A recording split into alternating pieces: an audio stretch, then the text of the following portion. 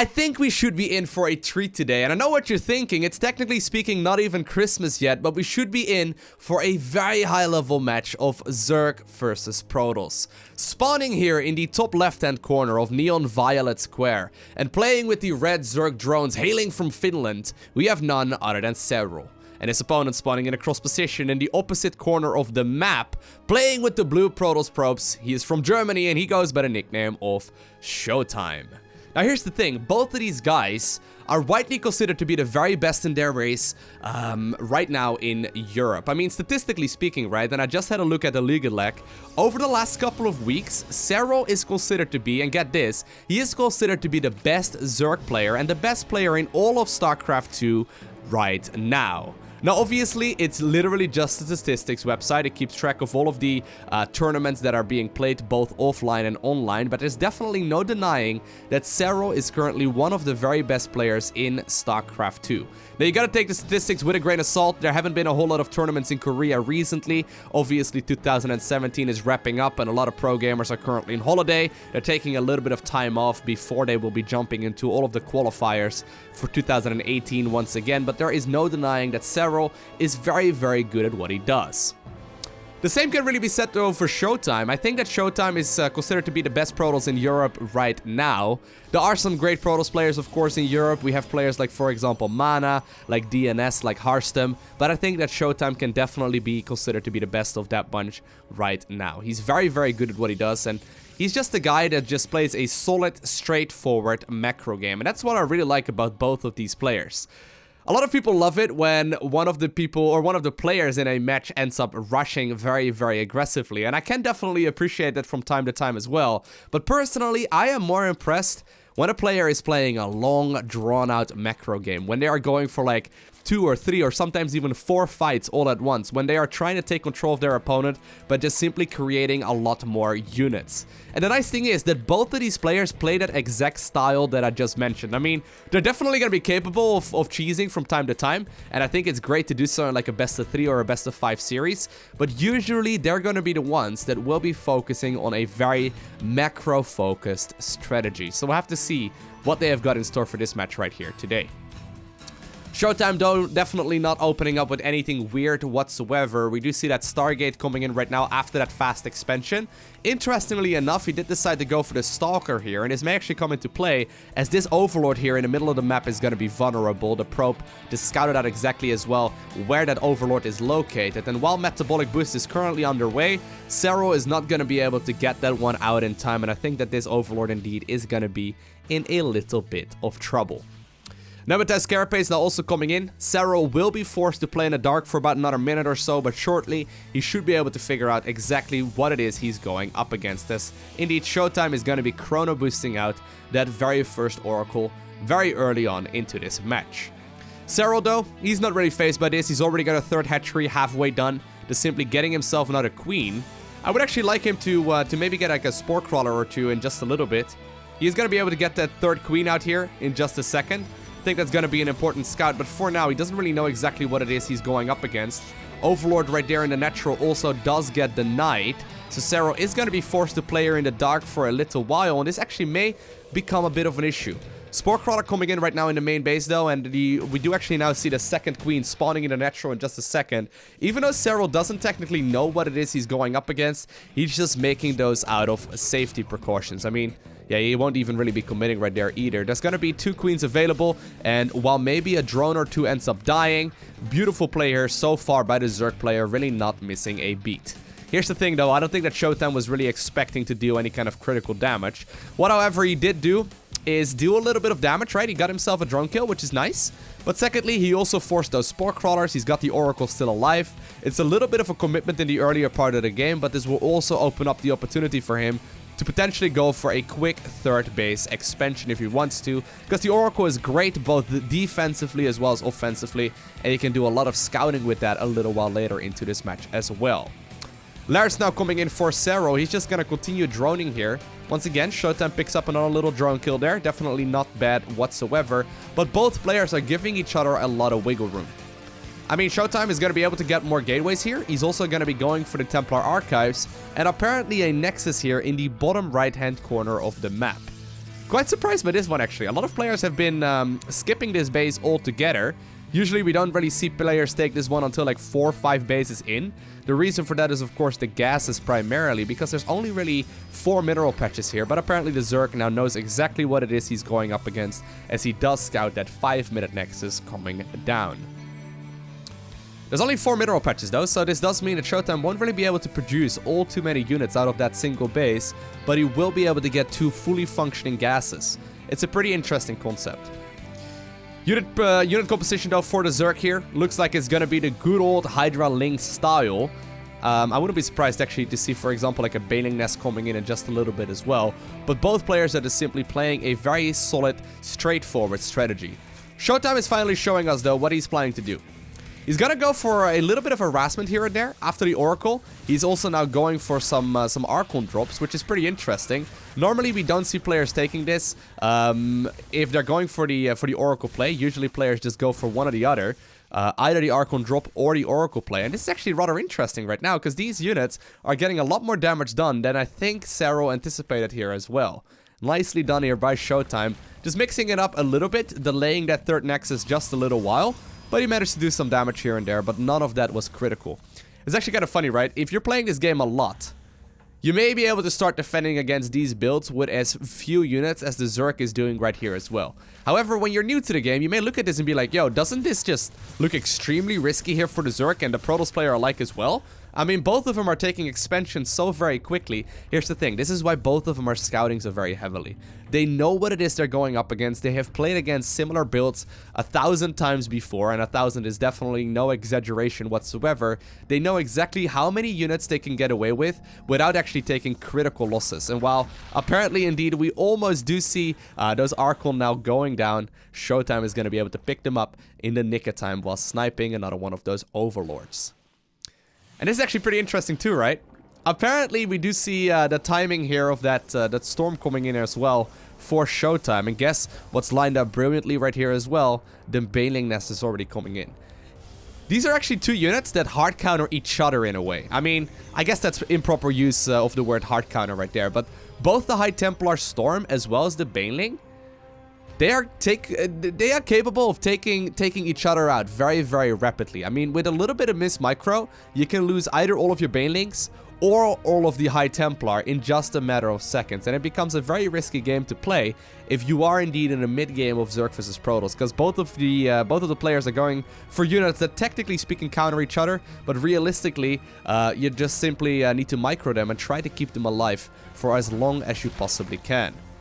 ShoWTimE though, I mean, I mentioned that I really like the, the macro-focused style. I wonder if he's listening to it, because look at this. He's already grabbing himself a 4th Nexus.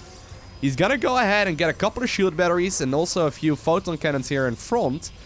But the Zerg is not really doing anything about this whatsoever. This almost looks like a little bit like a Wings of Liberty kind of game. I mean, I don't know how many of you played during Wings of Liberty or may recall some of these games back then as well.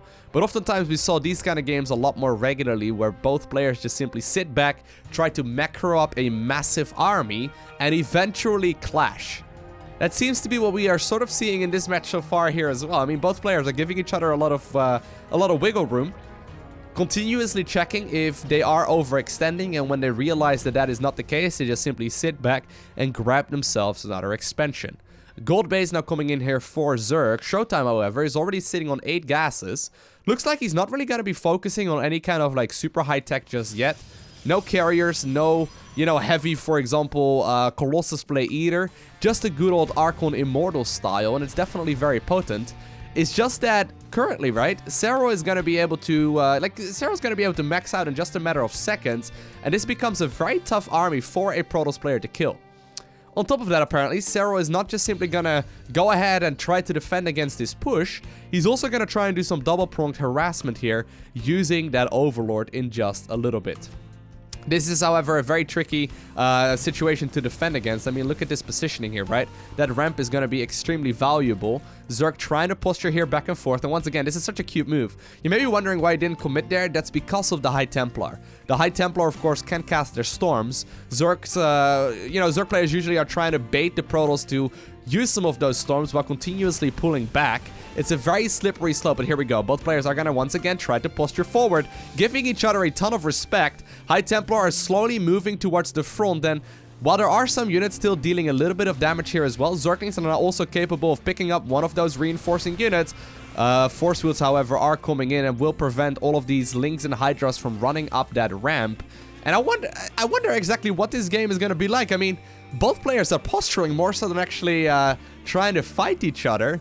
Trying to make the most out of this scenario, but playing it extremely careful. Giving each other that very well, oh my god, that very well deserved respect. Storms do finally land here on a pretty magnificent chunk of the army, but I can't help but look at this and think that this is going to go heavily in favor here of the Zerg, although hold that thought, because there are still so many Archons and Immortals left over. Of course, Archons and Immortals take a long time to kill. There barely were any Zerglings in that army composition whatsoever, and Serral, while he got himself a lot of Banelings, they're not particularly great at cleaning up all of these big, beefy units. A lot of the Zealots, a lot of the High Templar and whatnot did end up dying there, so I guess, can we say for Serral too, he ended up losing a lot of his Lings and his Banelings too, not really all too many of his Hydras, and I think that both players just sort of came out of that engagement relatively unharmed. I mean, obviously, we can't forget about the fact that ShoWTimE ended up killing one of his opponent's bases, and I think that's very well done, but we already see the tech switch coming in, and that's what I'm a little bit worried for. Great Aspire is finishing up in just a little bit. Serral is going to start running Lings across, and this is what he does every time. He's going to try and, you know, buy a little bit of time. He got Corruptors coming in. He's got Adrenal Glands coming in. He's got +2/+2 coming in. He's going to try and buy some time for the Brute Lords to come out. And once the Brutes are out, this is going to be a very tough army to stop. And there we go. A couple of them are already being morphed in.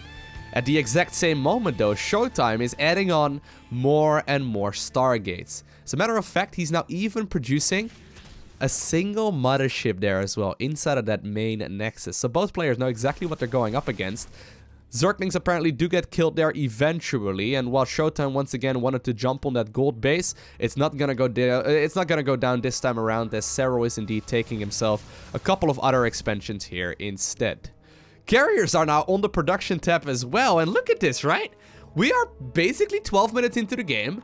Both players continuously have been testing the waters to see what it is they're going up against, but neither are really committed to one given composition just yet. Right? Like, I mean, they're continuously switching, they're continuously building up their eco. Another Nexus is just about to finish here for ShoWTimE as well. He's gonna send some Zealots here for a run by, but they will be picked up in just a matter of seconds. And while apparently ShoWTimE wanted to push into this newly acquired base here as well for the Zerg, I mean, he's gonna be met with Brute Lords, and these Brute Lords alone are gonna be more than enough to ward away this army. And look at that minimap, though. Now that all of these Zealots have been cleaned up, Zerg wants to jump at the opportunity to potentially close this one out right here, right now. If he can get a proper surround, there's definitely a risk for exactly that, although so far, though, Serral's mostly just chasing using these Brute Lords. He's using the Hydras and the Lynx to get into a bit of a different position, potentially go for a counterattack right there into the natural expansion, but the longer that this goes on, right, the more and more carriers will come out here for the Protoss player in blue as well. Still a lot of Storms available. You have to be careful for Storm. Storm is a very, very tough spell to deal with, but apparently ShoWTimE has looked at his army, realized that this is not an engagement that he wants to take, and instead he's just gonna run back for now and wait for these carriers to come out. Still, though, this is a massive force. This is a very menacing army. Mothership is now also out, and there's actually only a single Overseer. This could become an issue very, very rapidly if that Overseer does end up getting sniped. Once again, though, trying to micro these Brute Lords back and forth, throwing these little Brutelings as well to try and pick up a unit here and there. So far, though, there's a lot of units, and these Storms are going to be able to deal a huge amount of damage. Even though, technically speaking, it's not the greatest counter for Brute Lords, it's still going to be able to soften them up very nicely. And just a single, group of, for example, Stalkers could kill this handful of Brute Lords very, very rapidly. And apparently, this will now force the Zerg to make a bit of a retreat once again, and apparently this also means that Serral is going to be making the switch towards Pathogen Glands, and with that, more than likely Infestors as well as Ultralisks. Protoss right now is committed to going for that heavy Stargate-based force. We see 3 Stargates out right now. They're all producing a single carrier each. Carriers take about 2.5 years to finish. Takes a very long time. But if you eventually manage to max out on that army, it's very difficult for a Zerg player to kill. This very, laid-back, turtley kind of style of ShoWTimE is, you know, one of the things that he really likes to do. Recently, however, I have seen a lot of Zerg players being able to deal with this using, like, for example, like Corruptor Hydra, a bunch of Vipers as well, and then of course the Infested Terran from the Infestor, because it can deal a huge amount of damage. Now, Hydras and Banes are sort of being sacrificed here near the natural expansion of ShoWTimE. Eventually, they will have to pay for this mistake with their lives, but apparently they managed to get a couple of probe kills as well. And while the one in the back there wasn't fighting, both players are once again just trying to expand all over the map. Spore Crawlers coming up right now as well for Serral. We see a ton of photon cannons coming in, and neither player is really wanting to engage. They're trying to play to their strengths, and both of these guys' strength is going to be the late game. I mean, both Serral and ShoWTimE are known for their late game control. So I wouldn't be surprised if we're going to see a clash. I did not realize that this game was going to be this laid back and this passive from both players. I mean, we have a maxed out Zerg here. Primarily got Brute Lords in his army composition to shoot down. Also still a lot of Corruptors, however.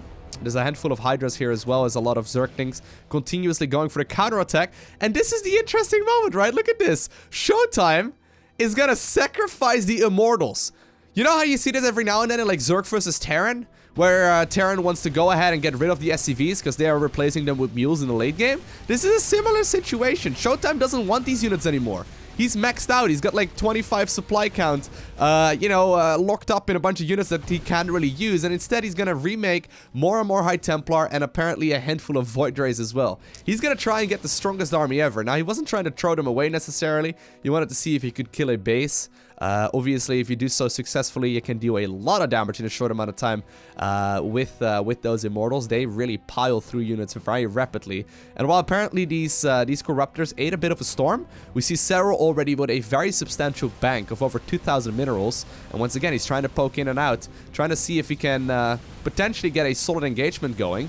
There are, however, now Void Rays out as well. Prismatic Alignment is going to be a very important spell here. It deals additional damage to armored units, and of course, Corruptors are going to be armored as well. You'll have to keep an eye out right there on that ability of the Void Ray, because the Void Ray is capable of plowing its way through all of these Corruptors in just a matter of seconds. More and more upgrades are coming in right now for both of these guys as well. Finally, the Infestor switch here for the Zerg. He's going to be getting himself a ton of gas. Serral still does have 78 drones versus only 65 probes, but he already has a lot of Spore Crawlers set up, and indeed he's going to make more of them. He's probably going to replace a bunch of those drones with Spores as well, and then more army units, but here we go. Protoss finally wants to make a bit of a move for it. He's pushing down this ramp once again. This ramp has indeed yielded important results for him earlier on into this game. But so far, he's not really getting the value this time around that it seems that he was looking for previously, though. Big engagements coming in. Once again, a couple of these Void Raids will go down in just a matter of seconds. And once the Voids indeed are gone, all of a sudden these carriers are significantly more vulnerable. We do have to keep in mind, though, that Protoss can actually now offensively recall towards the mothership and then actually mass recall back home as well towards the Nexus if he wants to. A whole lot of Spore Crawlers, however, just finished up as well, and they're going to be trying to root themselves near this golden base here for Serral. Serral continuously producing more and more drones, currently up to 72 here in total, but this engagement can definitely last a little bit of time. Because both of these guys, I mean, they're trying to trade against each other, but neither of them is really getting it favorably. There we go. That's a big deal. That's a big deal. We do see the storm coming in right now, however, that's going to be able to shut down this this mothership eventually. While the mothership indeed was no longer neuraled, apparently that was already enough to pick that one up. And of course, that's going to take about, how long does that take to build? It takes forever. I mean, even with Chrono Boost, which like doubles the production speed of a single unit, it's still going to take a couple of minutes for this unit to come out. It's pretty ridiculous. Still though, ShoWTimE is desperately trying to hold on against all of these little Zergling Hydra timing attacks as well, or run-bys rather. He's still got a lot of units, Serral that is, continuously trying to not max out just fully on one big force, and instead he spends a lot of money here trying to also set up these run-bys to just make it a little bit more difficult for his opponent to max out as well. But we have a bit of a split map scenario, and this is something I haven't really seen on Neon Violet Square just yet. I mean, look at this. Literally every single base, if we draw a line through the center right now, every single base on the Zerg's end of the map is currently taken.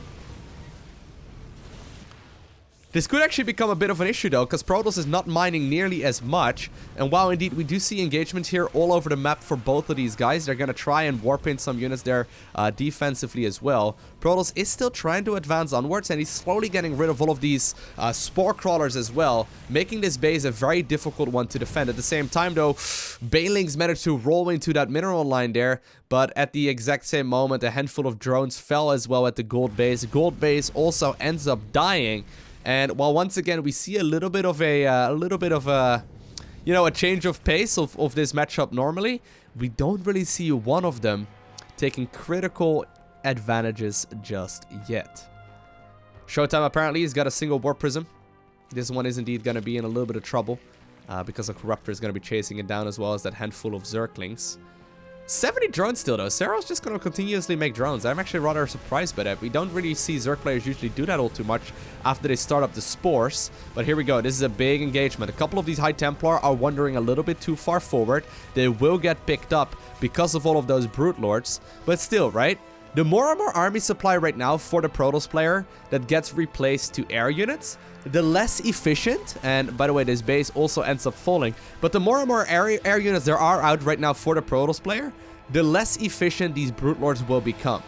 I mean, if the only threat that you have to deal with is going to be Corruptors and then, you know, Infestors as well, that's an easier army to take on than if you've got a lot of High Templar on the ground as well with, for example, Archons, right? Because then the Brute Lords are going to be a massive, massive issue as well. These Zealots are actually starting to be rather annoying as well. ShoWTimE throwing about 1,000 or so resources into this little bit of an engagement, trying to see if he can deal some damage. And so far, he's doing a magnificent job at exactly that. Serral does still have a couple of burrowed Banelings here as well in that corner of the map. And while apparently a handful of drones once again ends up falling, and the engagement is going to be taking here now towards the bottom left-hand corner of the map, ShoWTimE is going to continuously send Zealots across as well to see if he can potentially kill this base. And these are, of course, 3-3 Zealots. Immortals that now were also left over are going to be able to pick up this base in just a matter of seconds. And all of a sudden, ShoWTimE, he gets himself a very nice little lead in this game. Picks up another base kill right there. It kills 2 in just a matter of seconds. And while apparently the one in the main is still going to be fine here, we do see the mass recall towards the main base of the Zerg player. The offensive recall towards the mothership. This is something that we saw so very often in StarCraft 1. All of a sudden, Zerg is forced to retreat here. And here's the beautiful thing, right? ShoWTimE can just simply teleport all of the units once again towards the Nexus, because the offensive recall and the defensive one do not share the same cooldown.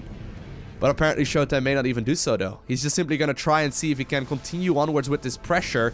Absolutely loving that decision making there by the Protoss. I mean, he was trying to bait the Zerg army towards the bottom left, and then he teleported everything towards the top left instead. That is some smart play there. Of course, he ended up killing 2 bases as well, which is absolutely wonderful for him. And I wouldn't be surprised if he's going to be able to take this gold in just a matter of seconds as well. Still a lot of storms available though, and look at these changelings now also being a little bit annoying. Here's the thing, ShoWTimE, where do you want to go? Indeed, he's gonna just simply go ahead and teleport towards the top right-hand corner of the map, making sure that he gets on out of there before he can really take any kinds of, you know, any kind of risks. And that's such a cool skill, right? That's such a cool spell. We haven't really seen a whole lot yet in the new patch, but it's so, it has so much potential. It's so very powerful. I think that this is going to be one of the most common things to see in late game Protoss versus Terran, as well as Protoss versus Zerg over the next couple of years. I mean, it's very common in StarCraft 1, right? With the Arbiters and all that. There's a lot of maneuverability that can now be done because of the mothership.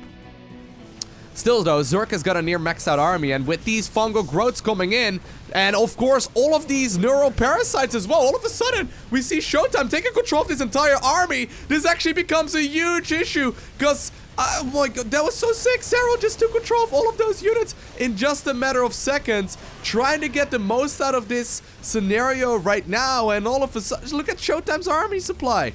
It plummeted from like 140 all the way down to 65 in just a matter of seconds. I mean, that is what Zerg is capable of doing though. If you get a couple of infestors in the position that they were in right there, right? And you get the fungals as well as the neuroparasites, you take control out of all of these, or you take control of all of those carriers and just simply force them to kill each other. It gets a little bit crazy.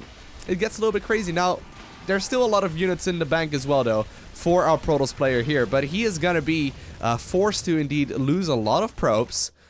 This set of banelings, by the way, is still hanging out on the right-hand side, and apparently Serral also, somehow, some way, manages to clean up that engagement there with those defensive banelings, keeps the hatchery alive, and he's all of a sudden secured himself a lot more bases as well near the bottom left-hand corner of the map. Oh my god. I actually thought that this was going to go heavily in favor there of the Protoss player, but all of a sudden, right, in just a matter of seconds, we see the Zerg pouncing on an opportunity, and the army of the Protoss is gone. Still though, ShoWTimE is definitely not out of this game just yet. It is currently 79 supply versus 199. He's going to try and continuously harass, but this is what Serral does best, right? I mean, he didn't need a massive opportunity. He just needed about 3 seconds of ShoWTimE not paying attention to what was going on. And while ShoWTimE will be able to pick up that base here eventually, whenever we see a Protoss right now warping in Stalkers, that's usually not a great indication of how the game is running for him right then and there. Because Stalkers, I mean, while they can be very valuable, they will go down to Zerglings, Brute Lords, and of course Infestors very, very quickly. There are a lot of photon cannons here available, and of course these shield batteries will keep them alive for a little while too. There's only 4 High Templar here, but they are going to be very important, and I say that one of them immediately ends up dying. Serral is going to continue the harassment here at the other bases as well, and I think that indeed ShoWTimE will either be forced to just sacrifice this base, or hang out and make a final stand in the top right corner. If somehow, some way, he can land the perfect storms, and that is most definitely an option, there's still a chance that he can clean this one up. But the neural parasite value just became absolutely ludicrous as Serral picked up all of these units, and one of the carriers that's going to be so important at this point in the game as well will be picked off. ShoWTimE eventually is forced to GG out of that game, but not without a fight. What an awesome match. I loved that offensive recall. I mean, even though it didn't necessarily result in a victory this time around, it did give ShoWTimE a very big lead in this game. That was really well done by him, and I think that there is a lot of potential there. It's just that, you know, if your army gets caught off guard and you're not paying attention, and all of a sudden all of your stuff gets neuraled, Zerg is going to be able to pick it up in just a matter of seconds, and that means that ShoWTimE eventually still ends up losing this game. I hope that you enjoyed watching this video. If you did, make sure you hit that like button down below. And if you want to see more, make sure you hit that subscribe button so you get a notification as soon as I upload more. Other than that, I want to thank you for watching. Have an amazing day, okay? Do not forget to smile, and I'll see you in the next one.